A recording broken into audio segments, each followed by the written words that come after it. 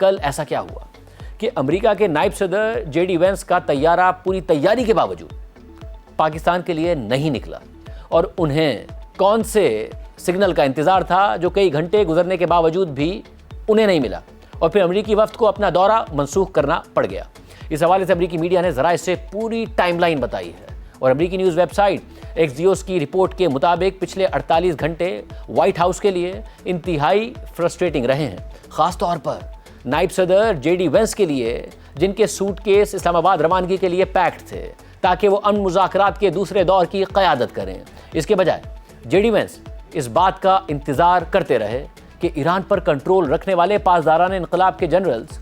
ایرانی پارلیمنٹ کے اسپیکر محمد باقر قالیباف اور وزیر خارجہ عباس عراقچی کو پاکستان جانے اور ان سے ملاقات کی اجازت دے دیں، اور پیر کی شام کو ایرانی حکام نے پاکستانی ثالثوں کو مذاکرات کے لیے بظاہر گرین سگنل دے دیا تھا، لیکن منگل کی صبح تک وہ گرین سگنل ختم ہو گیا، اور اس کی جگہ امریکہ سے بحری ناکہ بندی یعنی نیول بلاکیڈ ختم کرنے کا مطالبہ آ گیا، اور اسی لیے نائب صدر جے ڈی وینس کا طیارہ ایئر فورس 2 جوائنٹ بیس اینڈریوز کے رن وے پر کئی گھنٹے تک روانگی کے لیے تیار کھڑا رہا، لیکن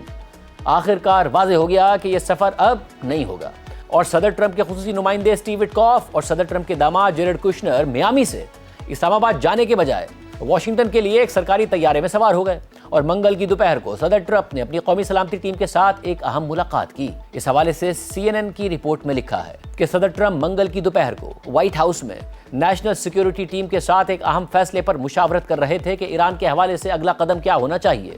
کیونکہ ان کی طرف سے جنگ بندی کی مقررہ مدت ختم ہونے کے قریب تھی، تاہم ٹرمپ انتظامیہ کو ایک مشکل صورتحال کا سامنا تھا، اور وہ صورتحال ایران کی جانب سے تقریباً مکمل خاموشی تھی، کیونکہ 3 امریکی عہدیداروں کے مطابق امریکہ نے ایران کو معاہدے کے چند بنیادی نکات بھیجے تھے جن پر وہ چاہتے تھے کہ ایران اگلے مذاکرات سے پہلے ہی اتفاق کر لے، لیکن کئی دن گزرنے کے باوجود امریکہ کو ایران کا کوئی جواب موصول نہیں ہوا، جس سے یہ خدشات پیدا ہو گئے کہ پاکستان جا کر براہ راست مذاکرات میں جے ڈی وینس اور دیگر افراد کیا ہی حاصل کر لیں گے۔ جب صدر ٹرمپ نے منگل کو وائٹ ہاؤس میں نائب صدر جے ڈی وینس، وزیر خارجہ مارکو روبیو، وزیر دفاع Pete Hegseth, chairman joint chiefs of staff general Dan Caine اور CIA کے ڈائریکٹر جان ریڈکلف کے ساتھ ملاقات کی، تو اس وقت تک بھی ٹرمپ انتظامیہ کو ایران کی جانب سے کوئی جواب موصول نہیں ہوا تھا۔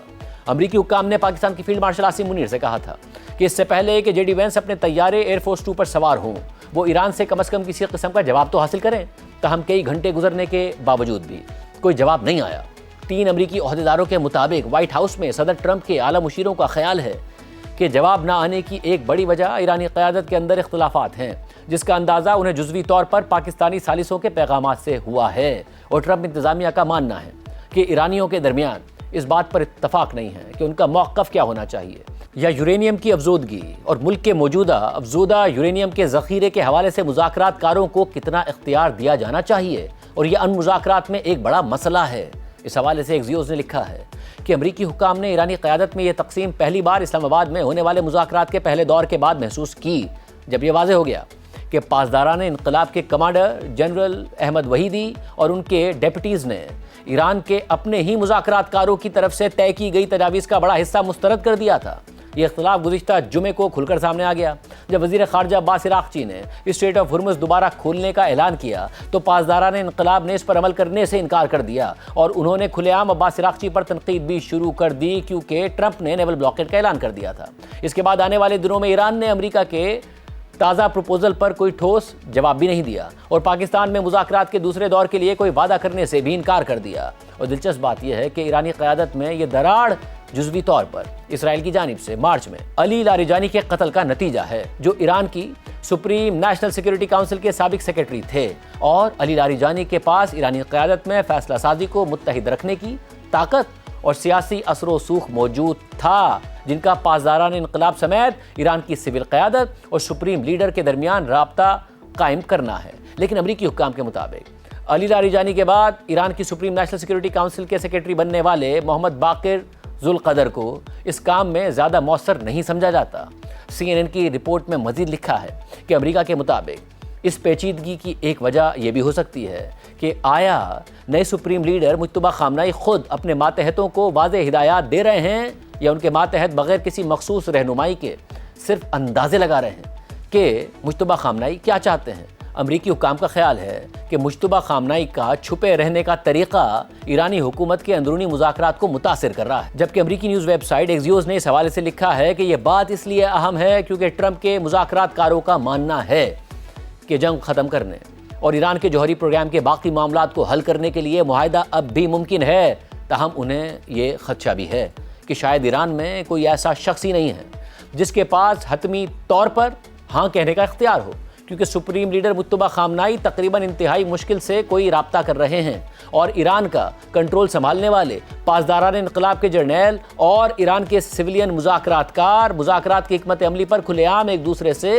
اختلافات رکھتے ہیں۔ رپورٹ کے مطابق ایک امریکی عہدیدار نے کہا کہ ہم نے دیکھا ہے کہ ایران کے اندر مذاکرات کاروں اور فوج کے درمیان مکمل تقسیم موجود ہے اور دونوں فریقوں کو سپریم لیڈر تک رسائی حاصل نہیں ہے اور سپریم لیڈر خود بھی کوئی واضح جواب نہیں دے رہے ہیں، جبکہ سی این این کی رپورٹ میں مزید لکھا ہے کہ ان بڑی رکاوٹوں کے باوجود ایک عہدیدار کا کہنا ہے کہ اب بھی امکان ہے کہ امریکی اور ایرانی مذاکرات کار جلد ملاقات کر لیں، لیکن یہ کب اور کیسے ہوگا یہ ابھی واضح نہیں ہے۔ فوجی حملے دوبارہ شروع کرنے کے بجائے صدر ٹرمپ نے ایران کے ساتھ 2 ہفتوں کی جنگ بندی کو ختم ہونے سے چند گھنٹے پہلے ہی توسیع دے دی، لیکن اس بار انہوں نے اس کی کوئی حتمی تاریخ مقرر نہیں کی، جس سے لگتا ہے کہ ٹرمپ اب بھی جنگ کے سفارتی حل کے خواہاں ہیں اور ایک غیر مقبول تنازع کو دوبارہ شروع کرنے کے حوالے سے محتاط بھی ہیں، جس کے بارے میں وہ دعویٰ کرتے ہیں کہ امریکہ پہلے ہی جیت چکا ہے۔ فی الحال مذاکرات میں تعطل اس بات کو ظاہر کرتا ہے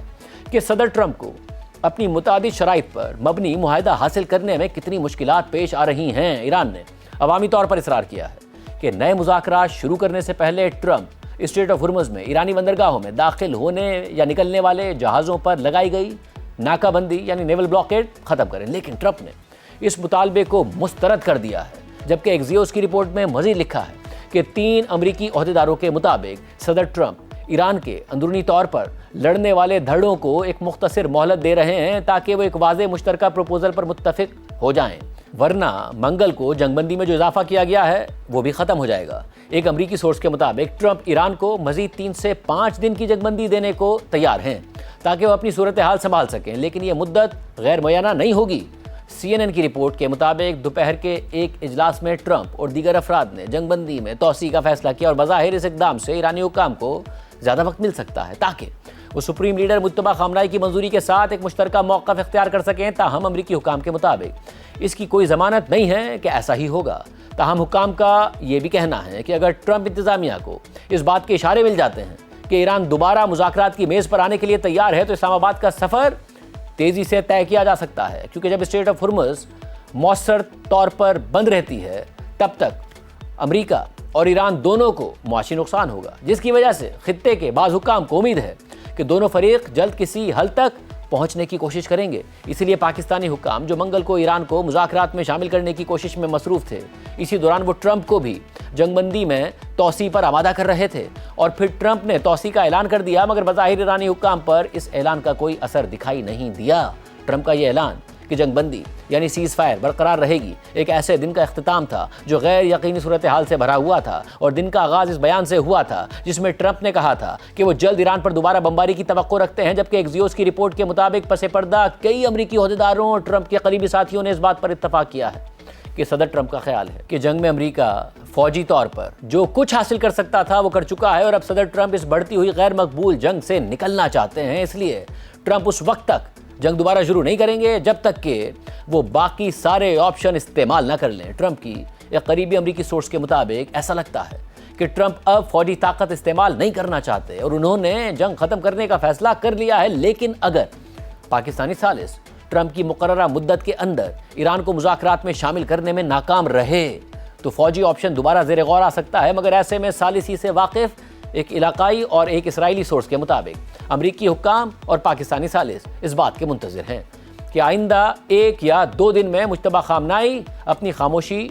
توڑ دیں گے اور اپنے مذاکرات کاروں کو واضح ہدایات دے دیں گے کہ وہ دوبارہ مذاکرات کی میز پر آئیں۔ ایسے میں جنگ بندی میں توسیع نے ٹرمپ کا کچھ لیوریج کم کر دیا ہے، تاہم ٹرمپ کا خیال ہے کہ جو بحری ناکہ بندی انہوں نے برقرار رکھی ہے وہ اس لیوریج کی کمی کو پورا کر دے گی، اور ٹرمپ کے مطابق ایرانی حکام پیسے کے لیے ترس رہے ہیں اور وہ اپنے فوجیوں اور پولیس تک کو ادائیگی نہیں کر پا رہے ہیں۔ اس ساری صورتحال میں سی این این کے مطابق کم از کم مذاکرات کاروں کو امید تھی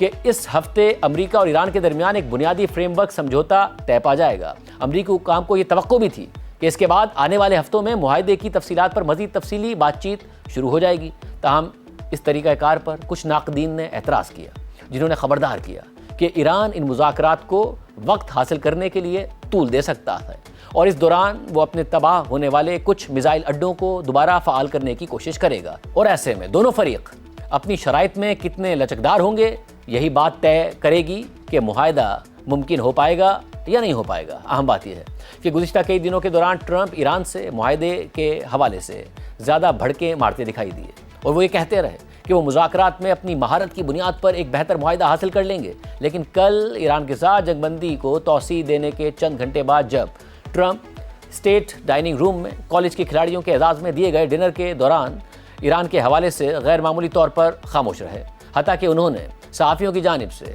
جنگ سے متعلق سوالات کی کوششوں پر صرف ہاتھ ہلا کر اشارہ کر دیا اور کمرے سے نکلنے سے پہلے کوئی جواب تک نہیں دیا۔